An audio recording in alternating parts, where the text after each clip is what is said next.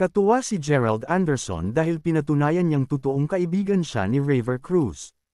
Noong nasa ABS-CBN pa si Raver ay barkada na talaga sila ng boyfriend ni Julia Barreto at kahit nasa GMA Network na siya, aba, grabe pa rin ang pagkakaibigan nila ni Gerald.